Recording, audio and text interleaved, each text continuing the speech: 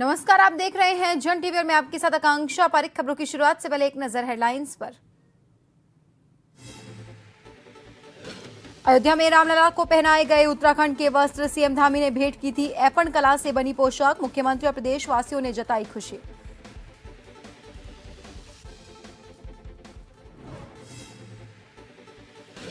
उधम सिंह नगर को पुलिस को बड़ी सफलता, 50 लाख कीमत के स्मैक बरामद, एक तस्कर गिरफ्तार, दूसरा आरोपी हुआ फरार।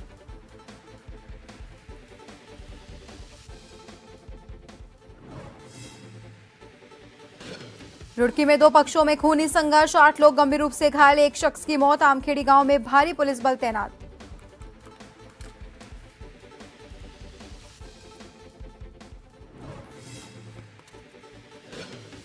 रामनगर में टाइगर का आतंक, आपदाग्रस्त चुकुम में दी दस्तक, डर के साए में जीने को मजबूर लोग, लगातार मवेशियों को बना रहा शिकार।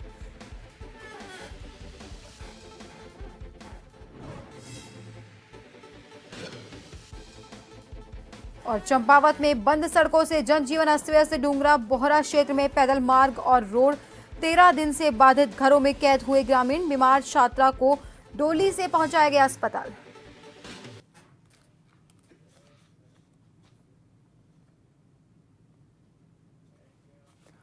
और अब खबरें विस्तार से। अयोध्या में विराजमान रामलला को देवभूमि की विश्वविख्यात ऐपन कला से सुसज्जित वस्त्र पहनाए गए। ये न सिर्फ उत्तराखंड की पारंपरिक कला और समर्पण का प्रतीक है, बल्कि इसने राज्य की सांस्कृतिक समृद्धि को राष्ट्रीय पटल पर एक नया गौरवशाली अध्याय जोड़ा है। इस पोशाक को उत्तराखंड के शिल्पकारों ने मुख्यमंत्री पुष्कर सिंह धामी की प्रेरणा से तैयार किया और स्वयं मुख्यमंत्री ने इसे अयोध्या पहुंचाकर श्री राम मंदिर में भेंट किया था। मुख्यमंत्री धामी के गतिशील नेतृत्व में प्रदेश की लोक कला, संगीत, नृत्य और शिल्पों के संवर्धन की दिशा में भी कई ठोस कदम उठाए जा रहे हैं। मुख्यमंत्री धामी न सिर्फ राज्य के स्थानीय हस्तशिल्प और कारीगरों को प्रोत्साहित कर रहे हैं, बल्कि राज्य के युवाओं को भी अपनी सांस्कृतिक जड़ों से जोड़ने और इसे संजोने की प्रेरणा दे रहे हैं।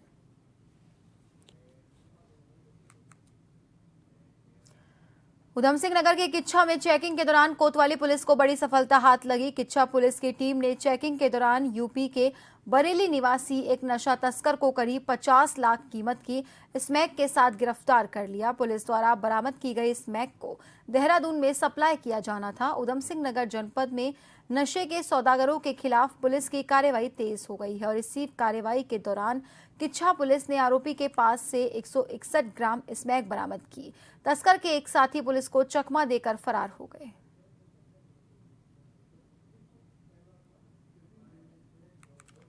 किच्छा इंस्पेक्टर को कल शाम एक सूचना प्राप्त हुई जिसमें कमल सिंह नाम का एक व्यक्ति नशे का व्यापार करने के लिए रुद्रपुर की तरफ जा रहा है, जिसमें किच्छा इंस्पेक्टर के द्वारा दीवान सिंह बिष्ट सब इंस्पेक्टर को लगाया गया, जिसमें इस कमल सिंह को गिरफ्तार किया गया।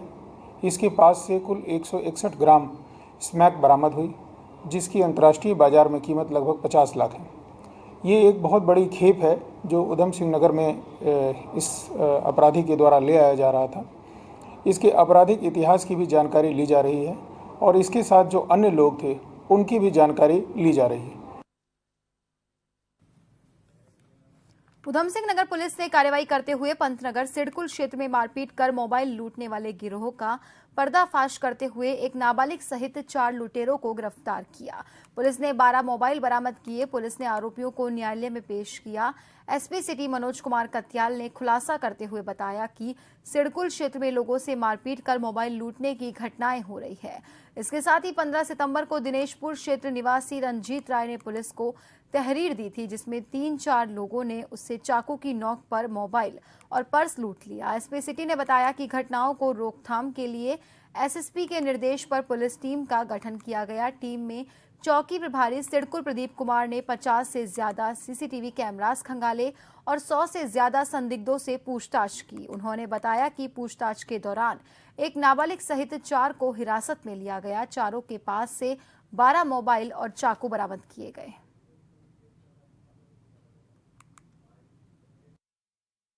उधम सिंह नगर के जो औद्योगिक क्षेत्र है उसमें कुछ आपराधिक घटनाएं जो है मोबाइल स्नैचिंग की ये जानकारी में आ रही थी। इसके बाद दिनांक 15/9 को एक घटना हुई जिसमें एक व्यक्ति के साथ जो है मारपीट करके उसका मोबाइल, पर्स और आधार कार्ड इत्यादि लूटा गया उसमें तत्काल हमने सुसंगत धाराओं में अभियोग पंजीकृत किया और उस घटना के अनावरण के लिए हम लोगों ने टीमों का गठन किया, जिसमें एएसपी/सीओ पंतनगर और साथ में एसएचओ पंतनगर और चौकी इंचार्ज सिडकुल, इनके नेतृत्व में टीमों का गठन किया गया था। इन टीमों ने बहुत ही प्रोफेशनल तरीके से काम करते हुए लगभग 150 से ज़्यादा इसमें कैमरे देखे और साथ में मैनुअल इंटेलिजेंस गैदर की, जिसके आधार पर टोटल 4 लोग प्रकाश में आए, जिनमें से 3 लोगों को आज सुबह अरेस्ट कर लिया गया है और एक विधि विवादित किशोर है जिसके विरुद्ध विधिक कार्रवाई की जा रही है। इन लोगों से टोटल 12 मोबाइल बरामद हुए हैं, जिसकी कीमत लगभग 4 लाख रुपए है। रुड़की के मंगलौर कोतवाली क्षेत्र के गांव आमखेड़ी में जमीनी विवाद के चलते 2 पक्षों में जमकर खूनी संघर्ष हो गया। आजाद और जोगेंद्र 2 पक्षों में हुए विवाद में 8 लोग गंभीर रूप से घायल हो गए। वहीं एक पक्ष के आजाद नामक व्यक्ति की मौत हो गई। घटना के बाद से गांव में भारी पुलिस बल तैनात है।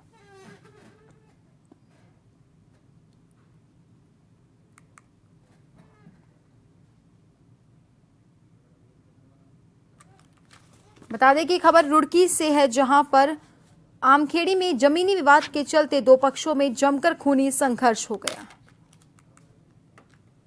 आजाद और जोगेंद्र 2 पक्षों में हुए विवाद में 8 लोग गंभीर रूप से घायल हो गए, तो वहीं एक आजाद नाम के व्यक्ति की मौत हो गई। घटना के बाद से ही गांव में भारी पुलिस बल तैनात है।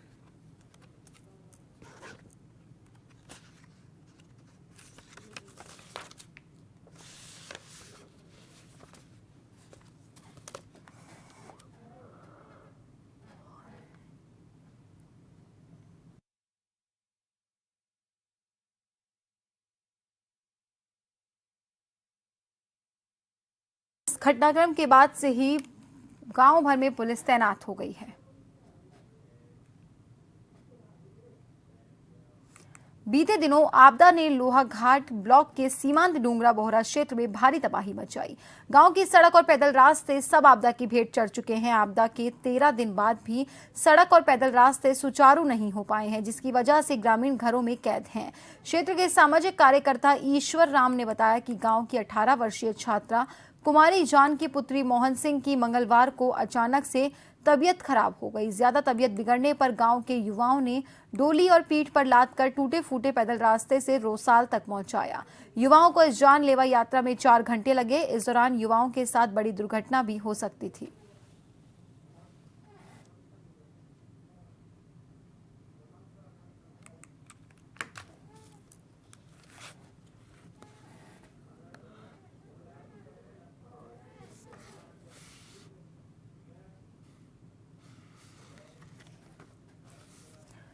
और खबर पर ज्यादा जानकारी के लिए हमारे साथ हमारे सहयोगी लक्ष्मण बिष्ट सीधा फोन लाइन पर हमारे साथ जुड़ चुके हैं। लक्ष्मण, लोहाघाट में भारी बारिश के बाद तबाही मची, अभी तक भी सड़कें दुरुस्त नहीं हो पाई है, जिससे लोगों को काफी मुसीबतों का सामना करना पड़ रहा है। वहां पर कैसे हालात बने हुए हैं, इसके साथ ही प्रशासन क्या कुछ कदम अब उठा रहा है?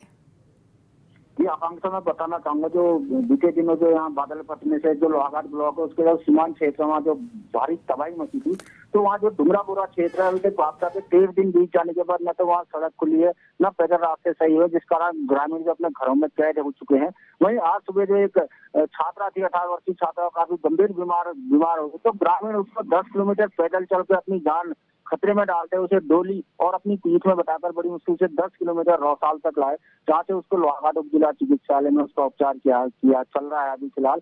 लेकिन हालात जो है काफी गंभीर है। वहाँ राशन की समस्या हो चुकी है, पेयजल लाइनें टूटी चुकी है, तो इस समय में ग्रामीण जो काफी दिक्कत में वहाँ पर है। प्रशासन के द्वारा पोकलैंड लगा दी गई है, लेकिन अभी भी सड़क और पैदल रास्ते बनने में काफी वक्त लग सकता है। जी आकांक्षा।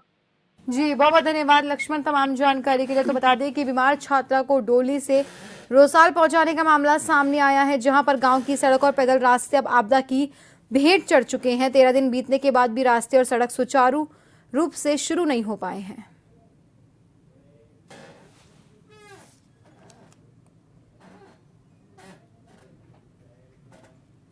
आपकी सरकार आपके द्वार कार्यक्रम के चलते मंगलौर क्षेत्र के थितकी गांव में जनता दरबार का आयोजन किया गया, जिसमें हरिद्वार के नवनियुक्त जिलाधिकारी कमेंद्र सिंह ने जनता की समस्याओं को सुना और मौके पर ही संबंधित अधिकारियों द्वारा समस्याओं का निपटारा किया गया। जनता दरबार में गैर हाजिर अधिकारियों के खिलाफ सख्त कार्रवाई किए जाने का भी अभी आदेश दिया है।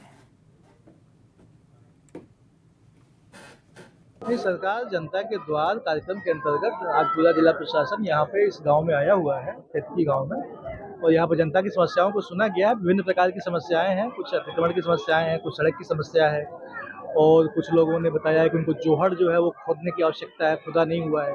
बारात घर की आवश्यकता लोगों ने बताई है, तो कई प्रकार की समस्याएं बताई हैं। जल निगम ने पाइपलाइनें बिछाई हैं, उन्होंने भरा नहीं है उसको जो है, तो सब समस्याओं को सुना गया है। संबंधित अधिकारियों को निर्देश दिए गए हैं और समय से इनका समाधान किया जाए। हमारा कार्यक्रम बहुत अच्छा हुआ है, सब लोगों ने बहुत सहयोग किया है।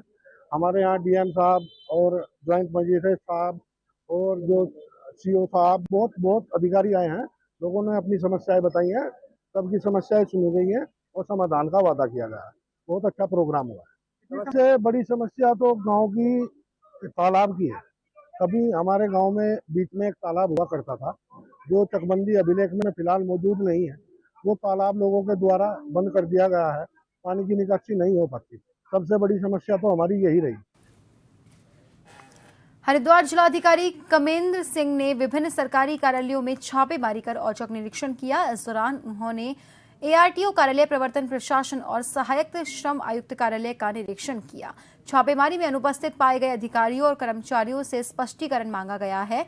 निरीक्षण के दौरान जब जिलाधिकारी ने उपस्थिति पंजिका मांगी तो बताया कि ये प्रशासनिक अधिकारी अपनी अलमारी में रखी गई है और अधिकारी अभी तक कार्यालय नहीं पहुंचे थे। इस पर जिलाधिकारी ने सभी सरकारी कार्यालयों में आदेश दिया कि उपस्थित पंजिकाएं सुरक्षित स्थान पर और आसानी से उपलब्ध करवाई जाए। जिलाधिकारी ने सभी कर्मचारियों और अधिकारियों को निर्देश दिए कि वो समय पर अपने कार्यालय पहुंचे और अपने कार्यों को समयबद्धता और पारदर्शिता से पूरा करें। उन्होंने सख्त हिदायत दी कि शासकीय योजनाओं और कार्यों में किसी भी तरह की लापरवाही बर्दाश्त नहीं की जाएगी।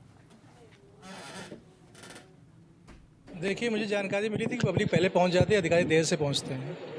इसलिए मैं आज गया था आरटीओ कार्यालय में और उसके अलावा एएलसी कार्यालय में भी गया था। तो वहां पर एआरटीओ प्रशासन वहां पर नहीं पाए गए और एआरटीओ जो दूसरे हैं प्रवर्तन वो वहां पे थी लेडी, और बाकी उनका स्टाफ लगभग 80% गायब था। गंभीर स्थिति है, इसलिए हमने स्वयं जाके वहाँ पे देखा और जितने लोग वहाँ पे गायब हैं और समय से नहीं आ रहे हैं उन सबके खिलाफ कड़ी कार्रवाई की जाएगी। और मैं इसके अलावा एएलसी कार्यालय में गया था, एएलसी भी समय से उपस्थित नहीं थे कार्यालय में और उनके स्टाफ में भी लगभग आधे लोग नहीं थे। तो मैं आपके माध्यम से सभी विभागों से कहना चाहता हूँ कि समय से ऑफिस आएँ, अन्यथा सभी को कड़ी कार्रवाई का सामना करना पड़ेगा। इसमें किसी प्रकार की छूट नहीं दी जाएगी और ये जांच, चेकिंग और खबरों में रुकेंगे एक छोटे से ब्रेक के लिए।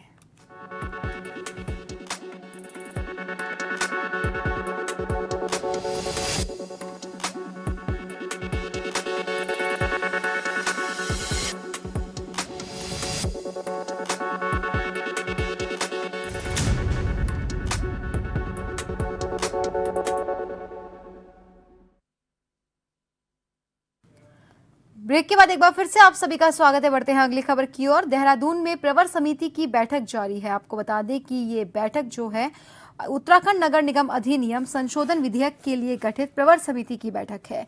विधानसभा में आयोजित ये बैठक की गई है। प्रवर समिति अध्यक्ष प्रेमचंद अग्रवाल की अध्यक्षता में इस बैठक का आयोजन हो रहा है, जहां भाजपा विधायक खजान दास, विनोद चमोली, कांग्रेस विधायक हरीश धामी, ममता राकेश और बसपा विधायक मोहम्मद शहजाद मौजूद हैं। आपको बता दें कि देहरादून में उत्तराखंड नगर निगम अधिनियम संशोधन विधेयक के लिए गठित प्रवर समिति की बैठक जारी है।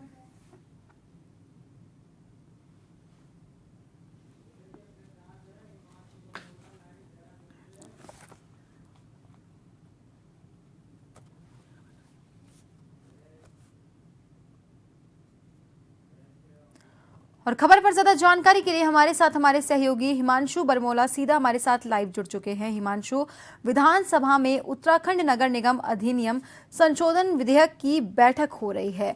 किस तरह का ये विधेयक है, किन मायनों में खास है? इसके साथ ही प्रवर समिति की जो बैठक है ये किन मायनों में खास है और कौन कौन इसमें मौजूद है?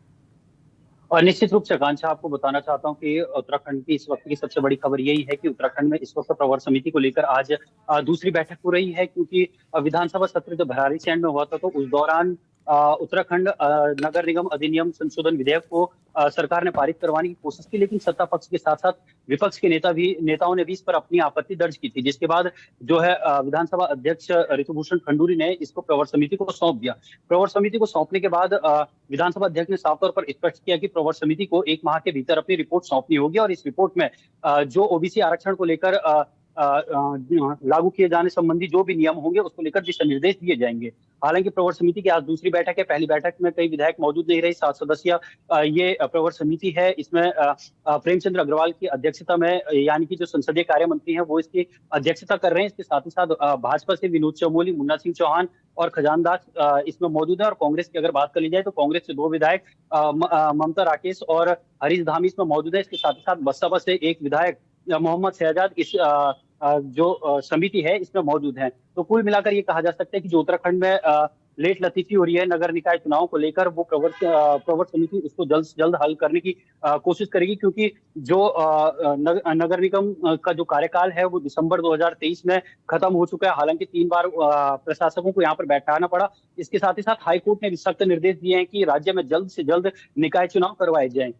सरकार ने भी अपनी रिपोर्ट में हाईकोर्ट में यही कहा था कि 25 दिसंबर से पहले हम लोग ये जो है निकाय चुनाव उत्तराखंड में करवा लेंगे। हालांकि अब प्रवर समिति के पास ये मामला आने के बाद कहीं न कहीं एक बार फिर से निकाय चुनाव को लेकर जो है लेट लतीफी होती हुई दिखाई दे रही है। और प्रवर समिति के माध्यम से ये तय किया जाएगा कि जो ओबीसी आरक्षण उत्तराखंड में नगर निगम और नगर निकाय में लागू होने हैं उसके लिए क्या दिशा निर्देश दिए जा सकते हैं, उसके क्या क्या प्रावधान हो सकते हैं। क्योंकि जो उत्तराखंड ने अधिनियम की संशोधन अधिनियम जो नगर निगम है उसको लिया था, तो वो उत्तर प्रदेश नगर निगम अधिनियम 1959 का लिया था। यानी कि राज्य गठन के बाद से वो अब तक यहाँ पर लागू है, जब उत्तर प्रदेश से अलग हुआ। हालांकि उसमें बीच बीच में कई संशोधन किए गए और एक बार फिर से संशोधन किए जाने को लेकर ये जो समिति है उसको रिपोर्ट सौंपी गई है। और ये जो समिति अपनी रिपोर्ट सौंपेगी उसके बाद विधानसभा के पटल पर फिर से इस विधेयक को पारित किया जाएगा और उसके बाद ही कहा जा सकता है कि उत्तराखंड में नगर निकाय चुनाव हो सकते हैं।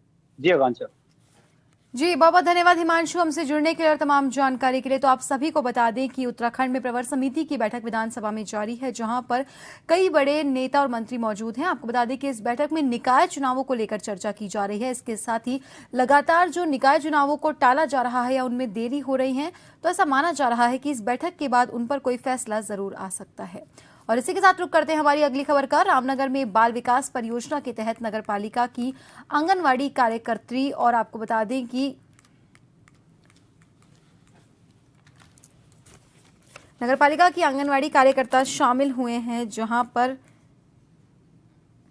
सुपरवाइजर की ओर से राष्ट्रीय पोषण माह के तहत पर्यावरण संरक्षण पोषण को प्रभावित करने के क्षेत्र में एक कार्यक्रम का आयोजन किया गया। सोमवार को कार्यक्रम शुभारंभ विधायक दीवान सिंह बिष्ट, विशिष्ट अतिथि नगर अध्यक्ष मदन जोशी, ब्लॉक प्रमुख रेखा रावत के द्वारा दीप प्रज्वलित कर किया गया।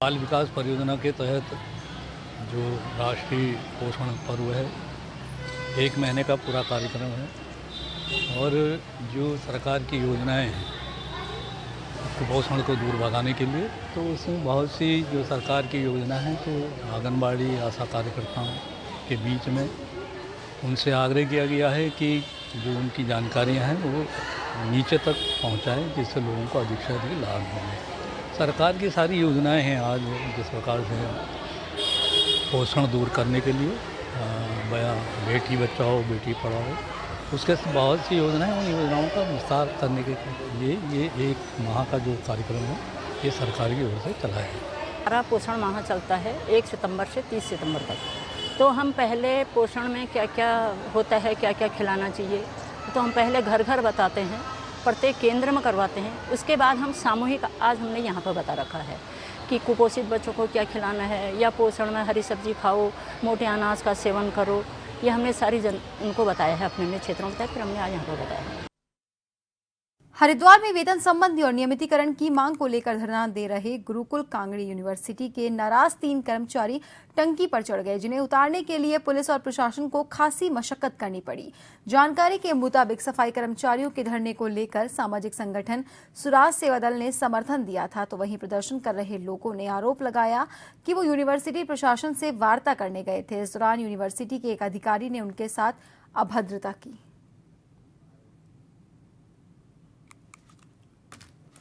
तो जब हम 5 लोग वार्तालाप करने गए तो एक व्यक्ति को अकेले अंदर जाके धमका दिया, और जब वो बाहर आए हमने पूछा जी आपने 5 लोगों को वार्ता के लिए बुलाया, तो एक व्यक्ति उसमें से कहता है कि मैं मुजफ्फरनगर का हूँ, जितने से उत्तराखंड में नेता नहीं उतने तो मेरे घरों में जो है हमारे खानदान है। टंकी पर हमारे जो है पप्पू जी हैं और हमारे अरविंद जी हैं और हमारे आनंद जी हैं।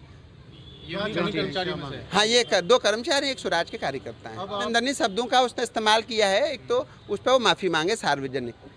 दूसरी चीज़ हमारी जो मांग है वो ये है कि जो ESI, PF और जो वेतनमान, न्यूनतम वेतनमान है वो इन कर्मचारियों को दिया जाए। जब कुछ लोग वार्ता करने गए थे तो इन लोगों का कहना है कि इनके साथ किसी व्यक्ति के द्वारा मिसबिहेव किया गया, और ये लोग फिर उस मिसबिहेव के विरोध में ये लोग पानी की टंकी पे चढ़ गए।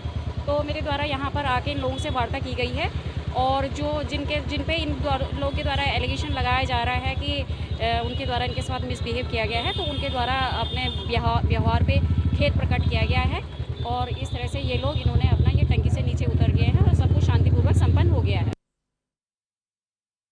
महिला सशक्तिकरण और बाल विकास मंत्री रेखा आर्या ने आपको बता दी कि बैठक ली, जहां पर विधानसभा स्थित सभागार कक्ष में अधिकारियों के साथ विभागीय समीक्षा बैठक की। महिला सशक्तिकरण और विकास मंत्री द्वारा मुख्यमंत्री वात्सल्य योजना के तहत 341.58 लाख का भुगतान DBT के माध्यम से किया गया। उन्होंने कहा कि आने वाले समय में भी बच्चों को मुख्यमंत्री वात्सल्य योजना का लाभ मिलता रहेगा। मंत्री ने 1% सेस के संबंध में समीक्षा करते हुए कहा कि इस संबंध में प्रस्ताव को समीक्षा हेतु वित्त विभाग में भेजा गया है, जिस पर निर्णय आते ही अग्रिम कार्यवाही शुरू की जाएगी। उन्होंने महिला एकल नीति की भी समीक्षा की, जिस पर अधिकारियों द्वारा अवगत कराया गया। देखिए, लोकसभा चुनाव के उपरांत से एक चीज़ मेरे संज्ञान में जहन में आ रही थी कि आचार संहिता के कारण जो है हो सकता है कि हमारे जो वात्सल्य के बच्चे हैं, जिनकी मैं बुआ के रूप में भूमिका अदा करती हूँ और माननीय मुख्यमंत्री जी मामा के रूप में भूमिका अदा करते हैं, तो आचार संहिता के दौरान से लेके अब तक मैं आभास हो रहा था कि बच्चों को उनका वात्सल्य जो आर्थिकी के रूप में हम लोग देते हैं वह नहीं मिल पा रहा है या नहीं मिल पाया होगा। तो बीच में भी मैंने जब समीक्षा करी थी तो इस पर विभाग को दिशा निर्देश दिए थे कि शीघ्र जो है वात्सल्य का जो धन्य है वह उनके खातों में सीधे सीधे भेजे जाए। तो आज बताते हुए बेहद प्रसन्नता है कि पुनः दूसरी बार की बैठक में आज हमने अपने वात्सल्य के बच्चे जो कि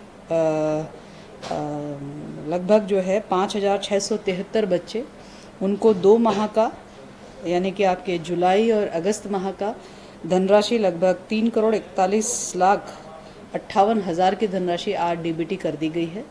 और निश्चित रूप से इस धनराशि के माध्यम से हमारे वे अनाथ हुए बच्चे जो कोविड में प्रभावित हुए थे, आज उनको पुनः 3,000 रुपये प्रति माह की जो धनराशि है 2 माह के रूप में जो है हम लोगों ने दे दी है।